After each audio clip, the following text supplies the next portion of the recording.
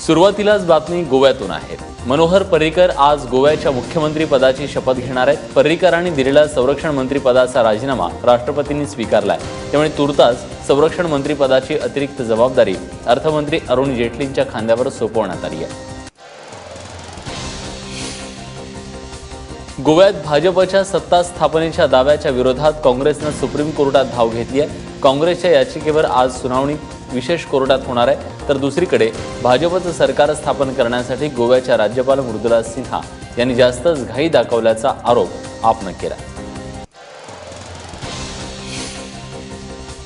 गोव्यात सत्ता स्थापनेसाठी काँग्रेसला निमंत्रण देण्याची मागणी काँग्रेसने राज्यपालांकडे केली आहे। काँग्रेस हाच गोव्यात सर्वात मोठा पक्ष असल्याचा दावा त्यांनी केलाय। तर दुसरीकडे गोवा काँग्रेसचे वालपोईचे आमदार विश्वजित राणेंसह 7 आमदार काँग्रेस सोडण्याच्या तयारीत आहेत। त्यामुळे गोवा काँग्रेसमध्ये फूट पडण्याची चिन्ह दिसू लागली आहे।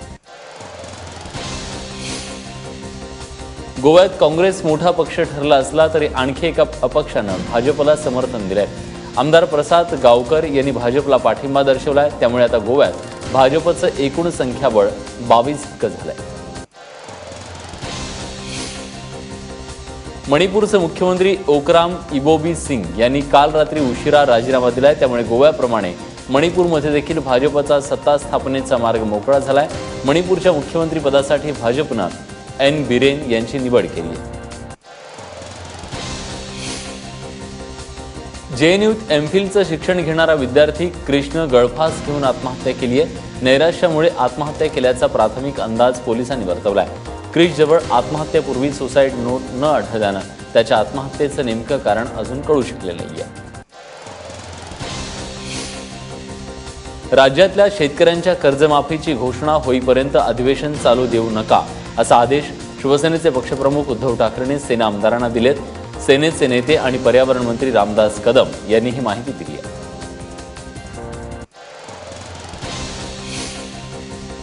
जिल्हा परिषदांमध्ये शिवसेनेनं काँग्रेस आणि राष्ट्रवादीसोबत चर्चा करण्याचे आदेश स्थानिक नेत्यांना दिलेत। या निर्णयामुळे सेना भाजपमधली दरी अद्यापही बुजली नसल्याचं चित्र आहे। दरम्यान शिवसेनेनं घेतलेल्या पवित्र्यामुळे नाशिक जिल्हा परिषद अध्यक्षाची निवडणुकीत वेगळा ट्विस्ट पाहायला मिळू शकतो। नाशिक महानगरपालिकेला आज नवा महापौर मिळणार आहे। स्पष्ट बहुमत असल्यानं नाशिकमध्ये भाजपच्या रंजना भानसी महापौर होणार असल्याचं निश्चित आहे। तर प्रथमेश गीतेंची उपमहापौर होण्याची औपचारिकता आज पूर्ण होईल। पिंपरी चिंचवडमध्ये भाजपला 128 जागांपैकी सर्वाधिक 78 जागा मिळाल्या। त्यामुळे इथंही भाजपचाच महापौर आणि उपमहापौर बसणार हे निश्चित आहे। भाजपकडून नितीन काळजे आणि राष्ट्रवादीकडून श्याम लांडेंना उमेदवारी देण्यात आली आहे।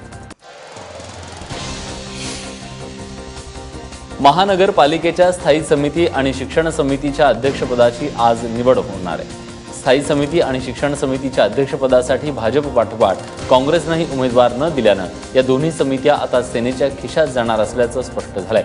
स्थायी समितीच्या अध्यक्षपदाच्या निवडणुकीसाठी शिवसेनेनं उमेदवारी दिलेले रमेश कोरगावकर आणि शिक्षण समितीच्या अध्यक्षपदाच्या उमेदवार शुभदा गुडेकर यांची बिनविरोध निवड झाली आहे। त्यांची अधिकृत घोषणा आज होणार आहे।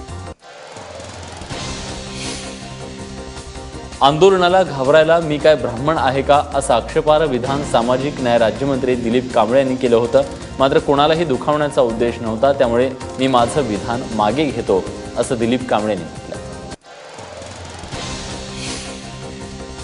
राज्यातील 6 जिल्ह्यातल्या पंचायत समितींच्या सभापती आणि उपसभापती पदासाठी आज निवडणुका होणार आहेत। रायगड जिल्ह्यातल्या 15, नगर जिल्ह्यातील 14 तर पुण्यातील 3, त्याचबरोबर नाशिक, नांदगाव, मालेगाव, येवला तर जालना जिल्ह्यातल्या 4, वर्धा जिल्ह्यातल्या 8 पंचायत समितीच्या सभापती आणि उपसभापती पदासाठी आज निवडणुका होत आहेत।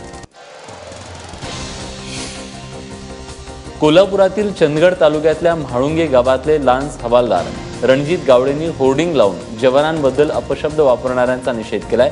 मी देशाचं संरक्षण करताना शहीद झालो तर भ्रष्ट झालेल्या नेत्यांनी आणि लाचखोर अधिकाऱ्यांनी माझ्या पार्थिवाला हात लावू नये ही माझी शेवटची इच्छा असेल असा मजकूर या होर्डिंगवर लिहिण्यात आला। मुंबईमध्ये धारावी येथील संगम गल्लीत अज्ञातानं केलेल्या गोळीबारात एकाचा मृत्यू झालाय। दरम्यान हल्लेखोराची ओळख पटली नसून कोणत्या कारणावरून ही हत्या झाली हे देखील अजून कळू शकले नाहीये। दरम्यान या प्रकरणी धारावी पोलीस ठाण्यात हत्येच्या गुन्ह्याची नोंद करण्यात आली आहे.